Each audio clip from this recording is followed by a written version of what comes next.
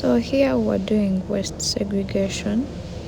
As you can see, we have the 3 different bins: the red, the black, the brown, which represents the pharmaceuticals, and the shops boxes you're being shown. So in waste segregation, we're supposed to make sure that we separate all this waste at the point of care or at the point of it being formed. Like, for example, if you administered a cannula, you have to dispose of the needle right away from there into the sharps box. So here we're showing you the different waste types. We have the general waste, which gets into the black bin. General waste includes just normal domestic waste, papers, whatnot, and whatever. Then we have the expired medicines that get into the brown bin that takes care of pharmaceuticals, expired medication, and whatnot. Then we have the soiled gloves, the soiled dressing that gets into the red, which is for the infectious and whatnot, infectious waste, which has like blood and anatomical parts. Then, as I mentioned before, the needles which have been used get into the sharps box, and even the cannulas. Now we are into hand washing. Here we are seeing the starting point. We wet our hands, put in some soap, lather up. Yes, in hand washing there are like various steps that take part in the procedure. Here we are going to see the different hand techniques, the 5 hand techniques that are used while we are doing the hand washing procedure to ensure that the hands are washed properly, to promote sterility and to so that we are able to take part in a sterile procedure successfully without having a case of contamination. As you can see here, we are drying the hands. Please take note of how the hands are being dried. It is a motion of up to down, and it's not back and forth, it's one long swipe. Yes. And after washing our hands, we close using the towel, or we could use our elbow. Here we are doing the gloving. First, when you're doing the gloving, you examine if it is not having any tear, if it is still sealed. Then we open it using the non-touch technique. Yes, as you can see how she's opening it carefully. Yes.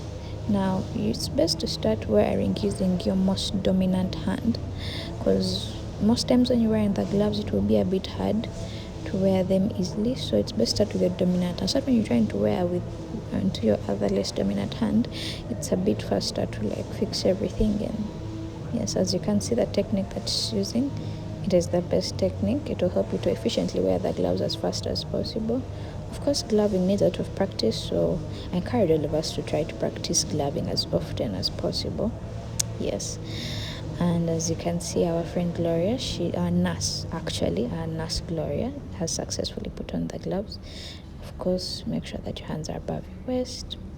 Now we are looking into the decontamination process. Decontamination is mostly for surgical instruments that have been used in theater. Decontamination is the process done to just remove the debris, remove the blood, so that like they are clean to some extent and remove some amount of bacteria before they get into the proper sterilization process, which involves the whole autoclave or boiling. Yes, as you can see, we first start with soapy water, which is the detergent. Then you get into the clean water. After that, we shall get into the more water that had the 0.5% jig. Yes, as you can see, 0.5% jig. The ratio of how we make this 0.5% jig is usually as per the percentage that we had here. We're using 1 cup of jig is equals to 6 cups of water, right? It's very careful that you take that measurement. It's very important, so it will give us the achieved amount of jig that will work best. Yes, so after using that jig, you rinse out again. Then we lay them out a bit open, especially like the hinged ones, like for example the scissors, the forceps. Open them so that they get dry properly, and so that like there's no incurring of rusting. Yes, it's a quick process, doesn't take much. And as you can see our jig, you see our instruments have been laid out to dry. Now here we are doing a wrapping for sterilization that I mentioned earlier that will involve an autoclave and whatever. Before you get them into the autoclave, you wrap them up. It's just to be organized, and so that like when they are needed for any surgical procedure, they can be easily identified, because as you can see here, we are wrapping them. Eventually we are going to mark them to show what is what and what's what. Like when someone comes to pick them up from the sterile room, they know what they are getting.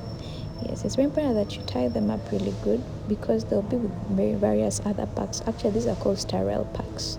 That is the best name. As you can see, they are labeled. You put on the label, has what instruments are in there and the date.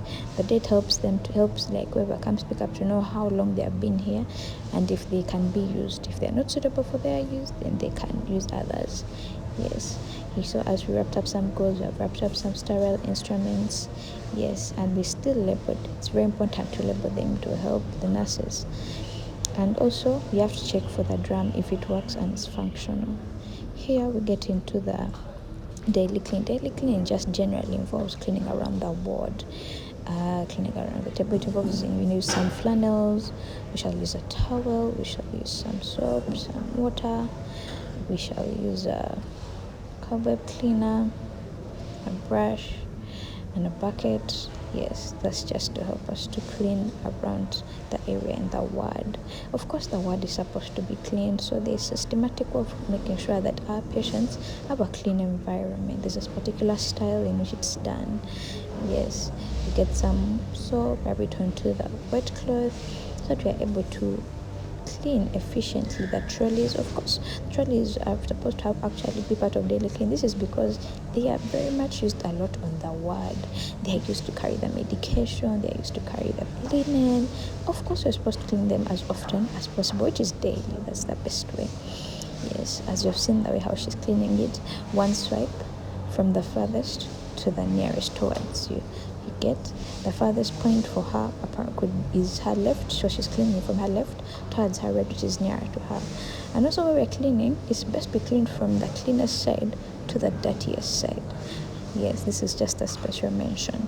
It's supposed to be, I hope we all remember this. You're supposed to clean from the cleanest to the going towards the dirtiest side. Yes. As you can see her here, she's cleaning the bottom shelf of the trolley. Has to be well cleaned, and then she dries it up. Yes.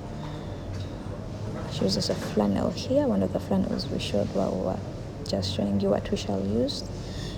Of course, as you can see, she's wearing gloves, wearing PPE. You're supposed to wear PPE in the hospital. It's very important. These trolleys could have got some blood on them or whatever, bodily fluids. So it's best to protect yourself as a nurse. As a nurse, you should protect yourself. You're a priority too, not only your patients, because once you fall sick, of course, you'll be easily replaced, as we have all known before. Yes. So here, after we're done cleaning, we just pour the water into a bucket that is going to be for just that dirty water. Yes, then we start again. Now here, we are going to show you how we are going to clean a work surface, like a table. Tables are there in the hospital rooms. They'll be used for like keeping the patient stuff. So we also have to learn how to clean them, so that our patients have a clean environment, so that they are comfortable, so that they don't get any further diseases while they're in the hospital. That's the main importance of doing this cleaning, making sure that patients are comfortable, so that they're in a clean environment, so that also they don't get any other extra diseases while they are in the hospital environment. Hospital environment is supposed to be clean. It's supposed to be a place where the patient only comes to get treated for one disease which they came with, and not to live with another. Yes. And you can see our nurse Bekita is putting in a lot of energy to make sure that she cleans this to perfection. Yes. And after that, she added some more soap just to do an extra proper cleaning of the bottom there. Yes. Our nurse is quite energetic. She is really putting in a lot of work, and she's making sure to leave the surface as clean as possible. As you can see here, she's putting in a lot of time. She's being as critical as possible. Yes. Now here, we are going to show you how we are cleaning the floor. Like I mentioned, wear your PPE. Try to clean everywhere, under the surfaces, like the tables, under the beds, everywhere. Please try to clean, and while you're cleaning, make sure that you dry the appropriate